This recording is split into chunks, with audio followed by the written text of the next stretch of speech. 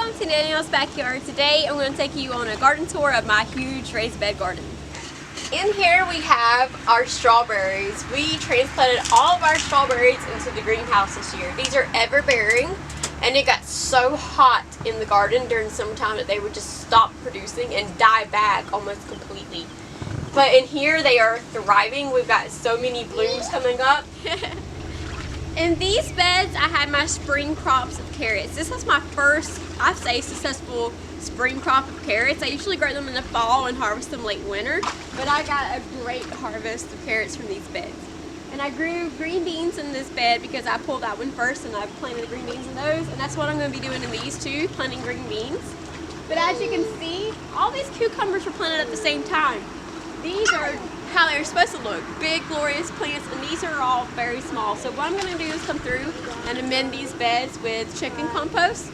I just clean out chicken dirt from my chicken coop and put it in these beds, and it will feed the soil and we'll have lush plants again. In here, at the beginning of the year, I planted a bunch of onions. They did not germinate. So then I came back through with my first crop of potatoes that I had sprouting in the house, and I got a wonderful harvest from them. But then I thought, I want the first bed to be a pretty garden, or pretty flower bed, because it's the first thing I see when I walk out the door. So what I did is I put a ever-blooming lantana in the middle. That is doing great. And some verbena in the corners here, and some annual petunias that I just picked up from the garden, the feed-in seed in town just a couple of days ago. And then this is a volunteer Tabasco plant. They're everywhere in the garden because the mockingbird eats the seeds and he poops them everywhere. And they are just sprouting everywhere. I'm literally pulling Tabasco plants from all over the garden every day. But this is our cute little flower bed that's going to fill in. So in here are my cayenne plants. Some are doing wonderful and they're fully loaded and just growing great. And then some are just not doing so well. So I don't know what happened, but we're still going to get a wonderful crop. But there's just some plants that are struggling. And that's what I'm going to show you, my struggles and things that have gone wrong and successes, because we've had both plenty throughout this year already. So right now I'm pulling out these tender improved bush beans. They produce 14 quarts of beans, and I am so impressed with this variety that I've sown it in multiple places in the garden again already. And I bought a pound of that seed from my feed-in seed to plant in all my empty beds, because that bean is so productive and grows great in my area, so I'm going to plant it every year, and it's so delicious. So I'm going to do that more in this garden. And here are my potatoes. They're almost ready to come out. A few of them have died back, and I've been harvesting from them as I need potatoes, and then a few are still hanging on. So I'm just going to let them continue growing until I'm ready to, till the plants are all the way died back, because potatoes just get bigger as, you know, in this stage. So I'm just going to let them get bigger and harvest them as we need them. If you were here from the very beginning, one of my first videos was me planting out beets, and that was what was in these two beds, were beets. And I harvested them, and I'm going to make a video about the harvest and me pickling them soon. And so I came in with those tender improved bush beans right after I planted those beets, and they're coming up beautifully. We had some issues. I'm pretty sure birds are nipping the leaves, the first set of leaves that come out. So I think I'm gonna get insect netting and cover up my beans, and then as they get to this stage, uncover them, because they're fine after that. But if they see these beans coming up, the ones that come up second, they get nipped. So I'm gonna have to cover them up, I think. And then this bed I'm going to come in with beans also, but I'm going to add some compost to this bed. In this bed is where we planted our sunflowers and cosmos. They came up. And I also came back through with some zinnias later, because I thought it just needed to be fuller. I thought cosmos would be bushier, but they're not. I did top these, so they will grow bushier. I came back in with zinnias because I know they will get bushy for me and produce lots of flowers, and I want this to be a big show of flowers, and we're gonna have it because these sunflowers are growing great and the cosmos are looking so lovely, and I'm so excited because this is my first year growing cosmos. Bed, I planted some bell peppers that I bought from our greenhouses that we visit every year, and they are producing. We have some cute little bell peppers growing. I need to get out here and stake up these because all my peppers are leaning and stuff. But back here I had some extra cayennes that I planted that are not doing good. I have one that's doing okay, and then the other 3, they must have gotten stunted before I got to planting them out. But we are going to have plenty of bell peppers this year. So these are our jalapeno peppers. The plants are looking okay, but I'm used to them being bigger at this point when they have this many peppers on them. But I love jalapenos on my tacos. So I pickle them and put them on my tacos, and they're so good. So I'm hoping we get a decent crop of jalapenos because I'm on like my last few jars of jalapenos. So this is my other bed of potatoes. This potato year was like, okay, I have a lot of store-bought potatoes that are sprouting in this potato planting time, so I'm just going to plant these out. So all these are Idahos. Idahos don't grow great in our area, so I'm not expecting a massive harvest, but I've already gotten back what I planted out of that little bed and my other bed. And we haven't even harvested this bed, and we've only harvested 3 from the other bed. So we're going to get plenty more potatoes. But I have learned that our Feed and Seed has seed potatoes. So I'm going to be getting my seed potatoes from them next year and growing a variety that grows well in my area to get a much better potato harvest. But these are doing great. We have some that are died back and almost ready, and then these are still doing their thing, but we'll be harvesting the potatoes very soon, and I'll do a video and see how much we get. And then I have 2 more beds over there that I had to empty out of green beans because the bean plants look terrible. I'm going to be topping the plants, those beds off with compost and planting another crop of beans and hoping they do better this time. And let's move on to the north end of the garden where all my tall things are growing. Okay, I'm going to talk about quite a few beds from right here.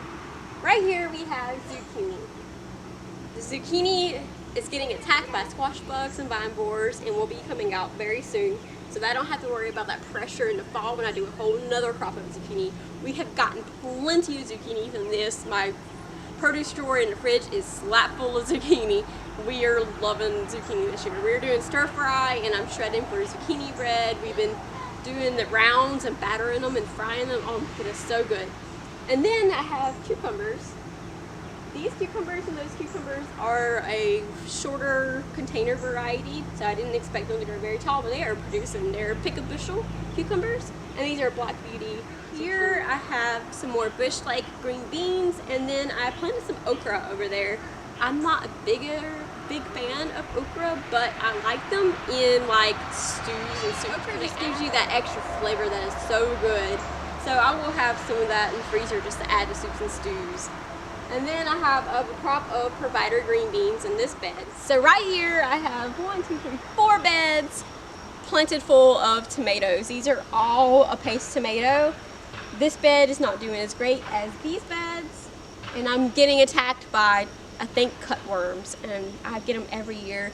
It's almost to the point where I'm thinking, are tomatoes even worth it? Because I can grow beans and corn out here and have plenty of beans and corns to put up for the year, and tomatoes, it takes so many tomatoes to get a very good crop of tomato sauce or anything to put up for the year. So I'm thinking, like, are tomatoes even worth it? I would rather grow beans and corns, but I'm gonna see. I mean, I enjoy growing them, but it's getting to the point where the pressure from cutworms is so much. I'm gonna show you cutworms. Let me show you. They eat your plants up, and then they burrow into your tomatoes. There is one right there. And I'm getting to the point where I just don't think that growing tomatoes is a very good use of my space, because by the time they come through and ravage my plants, I don't have a whole lot of tomatoes to make a whole lot of sauce and things that I want.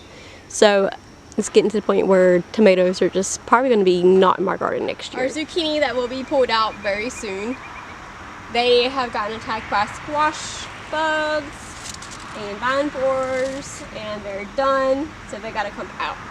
So I'm going to do a whole nother crop in the fall, and then I'm going to dress these beds with compost and probably plant beans in all these, because I want to put up a whole lot of beans, so I'm growing lots of beans. But we've gotten so many. I've gotten one right there I can pick, and I mean, they're still producing. So I'm not sure what to do, because they're still producing. I'll show you a good one. See? We still have zucchini being produced, and then we harvest that one. after this video because it's ready to go inside. Right here we have corn. This is Bilicious corn and this is Peaches and Cream. I plan on planting more corn. As you can see, I have beds down this way that need to be filled with dirt, and we will plant plenty more corn as we fill beds. We're thinking about getting dirt hauled in here because when we go to get dirt, we have a place where we can get free, wonderful dirt, wonderful soil from. And we're usually filling about 2 to 3 beds at a time when we do that. But we currently have, I think, it has been counted 10 beds that we need to fill. So that would be so many loads. And to be honest, I don't think our bags can handle it. So we're thinking about having dirt hauled in here so we can fill our beds. And these are our Tabasco plants that I really need to get in here and weed and stake up because they're looking terrible this year. I've never had Tabasco plants look this horrible. Usually they thrive in my garden, but I need to get out here and stake them up and weed. And then I have, you know, these are the cantaloupe. That was spaghetti squash. These are the cantaloupes, and they are doing great. We have lots of flowers. And then I'm going to show you a couple of my fruits. In this area, we've planted some new blueberry bushes because I'm going to show you my blueberry bushes out there soon. But we planted a new crop of blueberries, and we have a seedless muscadine grape that we have planted here because we had grapes out there. They were seeded in big, giant muscadines, but the plants didn't really produce. They were very old, and we just needed a new fresh crop of grapes going. So this is what we've done. We've staked up this, and we're going to grow us a nice seedless muscadine variety up here closer to the garden. Right here is our fruit orchard that we are trying to establish. We have a satsuma that we bought this year that is growing and doing great. And then we have 2 more satsumas that completely got damaged by that Arctic blast that came through. So we had to cut them down, but they're coming back flush. And then we have plum trees that gave us so many plums this year. I'm so thankful. Last year, a frost came through after they had bloomed and killed all the fruit. But this year, we were able to get a very great crop of plums, and I'm so happy. My daughter ate so many plums every day. It was amazing how many plums that little girl ate. And then we have a peach tree that also died back with that Arctic blast. The whole top portion of that tree had died, except for these 3 older branches here that you can see. And then all of that new growth came this year. So we're hoping maybe it will be okay. We did get 3 peaches from this tree though. This is our giant pecan tree. We live in Georgia. We love pecans. I'm so excited to harvest pecans for making pies. I love this tree. It provides us so much shade, and it's grown so much since we planted it. It was such a tiny little sapling. And now it is a big, glorious tree. Here we have an apple that I seriously didn't think was going to make it, but it has. We had another one that died. The deer ate it too much that it just couldn't make it past that point. But we're planning on getting another apple to complement this one. I cannot remember if this is the Fuji or a Gala. One of those, but it's doing okay this year. Here is a pear tree. It has been on our property since before we were here, and it is giant. Some years it produces great, and some years it does not. And it is very hard to keep the squirrels off this tree. We got to come in here and cut back a bunch of growth over there. But this year we have pears. So we'll get a decent harvest because it's pretty full of pears.